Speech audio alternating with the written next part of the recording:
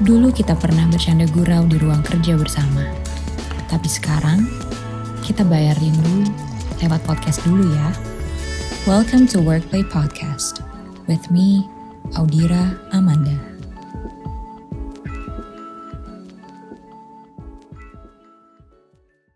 Halo teman Workplay, apa kabarnya? Hari ini aku mau ngomongin soal perempuan dan uang. Nah, kalau misalnya dengar soal perempuan dan uang tuh sebenarnya langsung kepikiran adalah belanja. Tapi di sini bukan ya, di sini bukan kita mau bahas soal belanjanya aja, tapi kita mau lebih memahami tentang pentingnya kita sebagai perempuan untuk melek secara finansial, untuk bisa mengelola keuangan kita dan mandiri secara finansial. Nah, di sini udah ada narasumber yang udah pas banget nih untuk ngejelasin hal ini. Udah ada Mbak Prita Gozi dari Zep Finance. Halo Mbak Prita. Halo Audira. Hai, apa kabar? Alhamdulillah baik. Kabar kamu juga mudah-mudahan sehat-sehat selalu ya. Amin, terima kasih Mbak Prita. Senang banget akhirnya udah bisa ngobrol lagi ya. Kayaknya terakhir kita ngobrol awal-awal pandemi ya Mbak Prita ya. Benar banget. Iya. Nah, hari ini sesuai yang tadi aku udah bilang, kita mau ngomongin soal perempuan dan uang. Nah, kalau misalnya kita mundur sedikit ya Mbak Prita, zaman-zaman mungkin masih sendirian gitu ya. Kalau misalnya abis terima gaji gitu, kayaknya mau belanja mau apa santai aja gitu ya. Kayaknya cukup-cukup aja gitu. Kalau misalnya sekarang sudah berkeluarga, kok agak kaget ya, ternyata pengeluaran itu banyak ya Mbak Rita, ada untuk kalau misalnya anak udah sekolah pengeluaran SPP bulanannya juga lumayan gitu ya, belum lagi yang kita pengeluaran rumah tangga aja juga udah pasti berasa banget gitu kan. Nah, Yes. yang perempuan itu tuh juga seringkali beberapa gitu ya, ada juga golongan-golongan yang terima jadi gitu Mbak Brita. Jadi udahlah udah diurusin sama suami, aku udah terima beres gitu ya, aku nggak usah pusing-pusing lagi gitu. Nah tapi kan yang namanya hidup itu kita nggak pernah tahu ya Mbak Brita berjalannya akan seperti apa gitu. Makanya penting banget untuk kita tetap secure ya secara finansial juga. Nah makanya aku pengen nanya nih sama Mbak Brita, kenapa sih gitu ya alasannya gitu perempuan itu penting banget untuk tetap melek secara finansial ini gitu.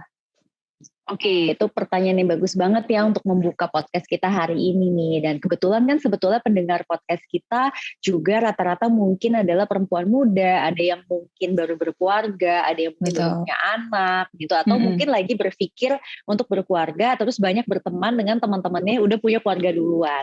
Nah, sebenarnya perempuan itu kenapa sih perlu untuk melek finansial? Karena memang faktanya perempuan itu sebetulnya akan memiliki beban tanggung jawab terhadap keluarga yang cukup besar di kemudian hari. Nah, sebetulnya kalau dibicarain tentang penting nggak sih perempuan? Penting banget. Meskipun mungkin perempuan ini nantinya belum tentu bekerja secara aktif pada saat mungkin sudah menikah, kemudian punya anak, tetapi tetap saja perempuan ini akan diberikan tanggung jawab. Apa aja tanggung jawabnya? Misalnya pada saat dia mengurus domestik, urusan rumah tangga. Kemudian ya karena dia ada di rumah, mungkin memilih untuk dekat dengan anaknya, otomatis dia adalah orang pertama yang akan menjadi guru bagi anak-anaknya. Oleh sebab itu, setiap perempuan itu memang penting banget untuk melek secara finansial. Lalu yang tidak kalah penting adalah sampai dengan nanti ternyata perempuan itu seringkali menjadi penolong dalam keluarga, termasuk keluarga besar. Misalnya kalau ada anggota keluarga yang sakit, biasanya yang akan menemani itu adalah anak perempuan, atau misalnya mengurus juga anak perempuan. Jadi otomatis perempuan ini memang tugasnya cukup banyak. Dan kalau perempuan ini tidak melek secara finansial, saya cuma khawatir pada saat nanti giliran perempuan ini yang sudah memasuki masa tidak produktif, jangan sampai nanti dia malah istilahnya kelolosan gitu loh dalam hal mengurus dirinya sendiri. Iya. Jadi sebenarnya juga mungkin kita punya rasa lebih secure juga kali ya Mbak Prita, kalau kita juga mandiri secara finansial. Jadi amit-amit gitu ya, mungkin apa yang terjadi di depan, kita setidaknya punya sedikit simpanan untuk melanjutkan hidup gitu ya. Benar banget. Oke, nah aku pengen nanya nih, jadi gimana sih Mbak caranya gitu ya, kita sebagai perempuan tuh mengelola keuangan saat kita sudah berkeluarga? Apa aja sih mungkin pos-posnya yang bisa kita lakukan? Nah, itu menarik banget ya. Jadi perempuan itu tuh sebenarnya udah ada beberapa data-datanya nih kalau kita berbicara tentang bagaimana dia dalam mengelola keuangannya. Jadi perbandingan antara perempuan dan laki-laki itu ada hal yang menarik, yaitu perempuan itu rupanya sangat-sangat tidak confident pada saat dalam mengambil keputusan investasi. Jadi hanya 23% perempuan yang memang sudah punya rasa percaya diri atas segala keputusan finansialnya. Nah, ini sebetulnya akarnya itu adalah karena ketidaktahuannya mengenai literasi keuangan. Jadi hanya 23% yang berani mengambil keputusan secara pede. Yang sisanya yang lain bukan yang nggak ngambil keputusan, mungkin ngambil sih, tapi mungkin didasari dengan ikut-ikutan teman, kemudian juga berdasarkan misalnya grup, jadi grup WA dan lain-lain itu sangat berpengaruh. Nah, pada saat perempuan sebenarnya menyadari hal tersebut, berarti dia harus ngerti nih, oke, pertama-tama kita harus paham situasi diri kita masing-masing. Jadi pada saat perempuan mau mengelola keuangannya, nomor satu harus dia lihat adalah bagaimana saya dan situasi keluarga saya. Karena setiap perempuan itu tetap berbeda-beda. Misalnya saat ini situasinya Audira itu adalah seorang ibu dari satu orang anak dan mungkin sekarang ongoing gitu kan. Sedangkan untuk Prita itu adalah sudah seorang ibu dari 2 orang anak, dan 2 orang anaknya ini pun juga sudah mulai beranjak remaja. Otomatis kita sama-sama perempuan, tetapi pasti prioritas kita dalam mengatur keuangan juga akan sangat berbeda. Oke, dan we don't have to compare our life with each other. Itu hal yang menurut aku tuh sangat pantang banget untuk dilakukan para perempuan, tapi itu paling sering dilakukan para perempuan. Jadi akhirnya dia jadi insecure. Oke, kemudian yang kedua, pada saat yang kedua setelah kita tahu nih, oke, prioritas kita saat ini apa, dan kita mesti ngerti bahwa sumber daya kita mungkin terbatas. Jadi misalnya gini, pada saat kita paham nih, misalnya Audira anaknya usianya di bawah sekian tahun, berarti ada masih tanggung jawab dana pendidikan yang cukup panjang nih gitu kan. Jadi untuk si kakak gitu, berarti itu adalah suatu hal yang penting banget untuk diutamakan. Tapi mungkin untuk Prita yang saat ini anak pertamaku saja sudah kelas 1 SMA, itu berarti buat aku dana pendidikan anak itu sudah cuman tinggal sisa-sisa gitu loh, karena kebetulan aku juga sudah menyiapkannya sudah cukup lama, sehingga prioritasnya tuh udah geser gitu loh ke dana pensiun. Sehingga dengan begitu kita tuh jadi ngerti mana duluan sih yang perlu kita dahulukan. Biasanya orang itu akan bingung, dana darurat dulu kah, atau dana pendidikan anak dulu kah, atau bahkan mundur lagi dana melahirkan. Nah, sebenarnya itu ada urutannya. Jadi yang paling pertama itu urutannya adalah dana darurat. Kemudian setelahnya itu kalau anaknya udah lahir, berarti dana untuk membesarkan anak. Di mana dalam membesarkan anak itu di dalamnya juga ada dana pendidikan. Tapi kalau anaknya belum lahir, berarti sebenarnya dia bisa loncat tuh ke dana pensiun. Sebetulnya seperti itu.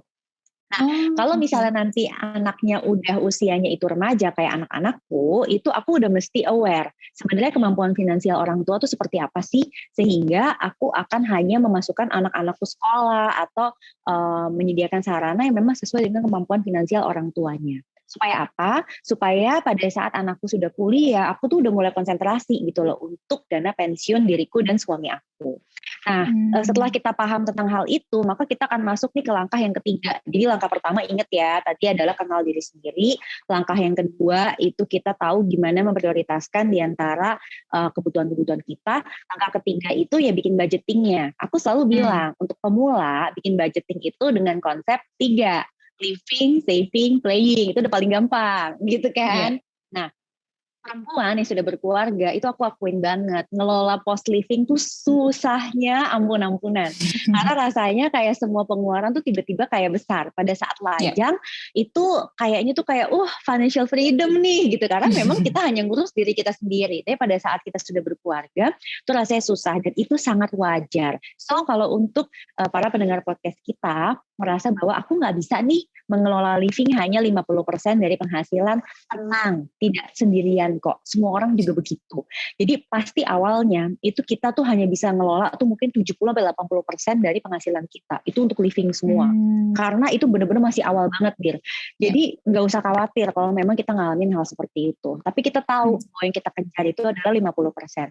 Nah, nanti seiring dengan berjalannya waktu, harapannya penghasilan kita juga membaik.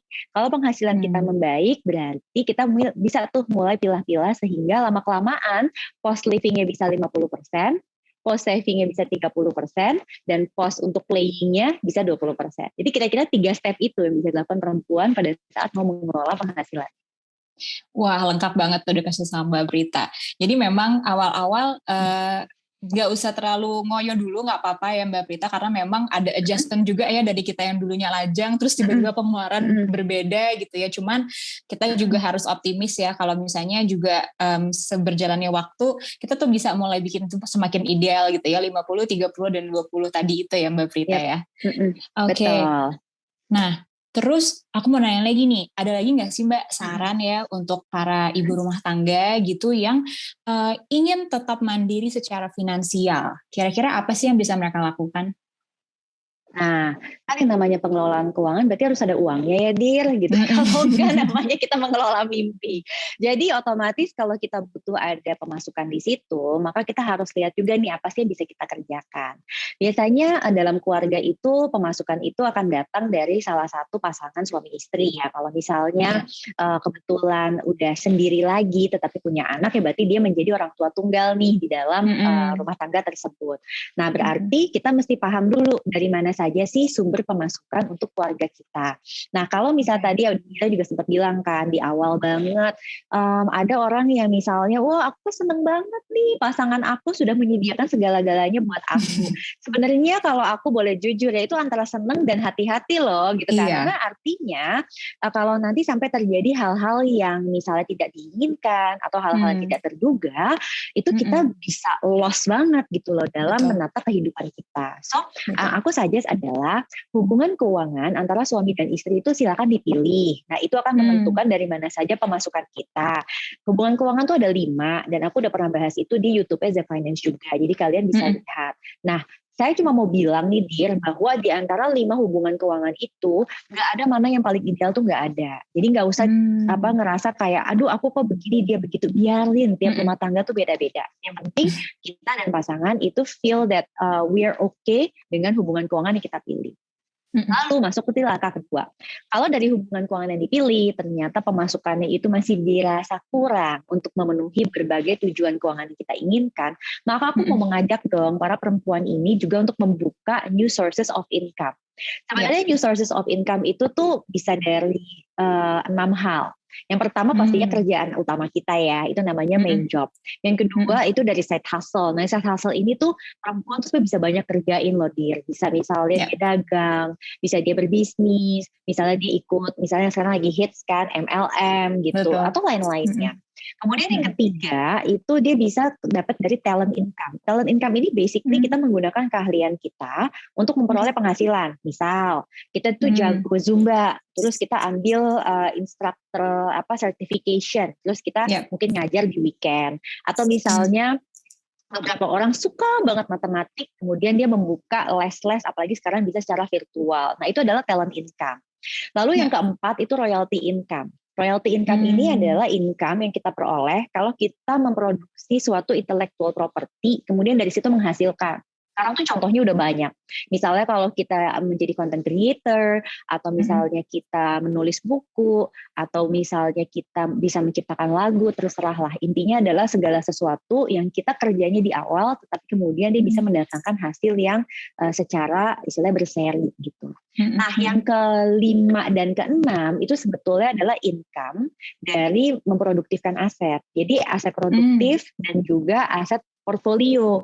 Cuman kan untuk melakukan yang kelima dan keenam, Dir, mesti ada duitnya dulu, Dir. Jadi yang nomor 1-4 itu yang bisa kita kerjain supaya setelahnya kita bisa masuk ke 5-6. Jangan dibalik. Kalau aku lihat selama pandemi kemarin, gara-gara mungkin saham itu lagi luar biasa, banyak orang yang berpikir gue kaya cepet dari saham. Jadi dia langsung nih ke belakang. Padahal yang perlu kita jaga itu 1 dan 4 gitu. 1 sampai dengan 4 kita jaga supaya dari situ bisa masuk ke 5 dan 6. Dan ada sebetulnya rahasia nomor 7, yaitu hadiah. Nah, untuk yang itu sebenarnya aku tuh selalu bilang nih sama ibu muda atau bapak muda, Gak usah misalnya merasa malu atau apa kalau memang punya privilege. Gak apa-apa, itu keberuntungan kalian. Tetapi sadari kalau kita punya privilege, jangan kita sia-siakan. Jadi sebisa mungkin itu juga kita atur dengan sebaik-baiknya. Jadi kira-kira seperti itu, Dir. Kalau misalnya kita mau mencoba memperbaiki keuangan kita. Baru deh setelah langkah 1 dan 2 tadi udah kita jalanin, silakan teman-teman di langkah ketiga start dengan financial planning yang benar. Oke, nah aku jadi mau nanya, jadi kalau misalnya kita mau investasi itu adalah betul tadi kita harus ngikutin step 1 sampai 4 dulu ya Mbak Prita ya. Jadi bukan berarti kalau misalnya kita pikir kita kayak aku nggak bisa nih kayaknya berdagang lagi nggak ada waktu gitu ya. Aku masih mungkin punya anak kecil gitu ya, punya bayi yang masih nempel banget misalnya gitu. Jadi apakah melakukan investasi bisa jadi pilihan juga nggak sih Mbak untuk dia tuh menabung gitu ya, bukan, tapi jangan sampai ikut-ikutan yang gede-gede dulu ya, saham gitu-gitu. Menurut Mbak Prita gimana? Oke, jadi ada konsepnya beda antara menabung seperti yang tadi Dira bilang dengan income from portfolio aset. Karena pada saat tadi misalnya Dira bilang, ini ada ibu-ibu nih dia nabung, nah itu berarti jelas tuh buat apa, dana pendidikan atau apa. Kalau ini enggak, Dir. Jadi ini memang kita punya uang nih modal, kemudian kita jadikan portfolio aset, dari situ memang kita dapetin cuan lah istilahnya. Jadi bisa dapat dari jual belinya, kayak misalnya kita taruh di emas, emasnya naik, kita jual, kita dapat cuan. Atau misalnya kita dapat dari dividen kalau itu saham. Jadi memang ini tidak ada tujuan khusus spesifik tuh nggak ada. Memang kita actually pengen dapat income dari mengolah aset investasi ini gitu loh. Itu bedanya.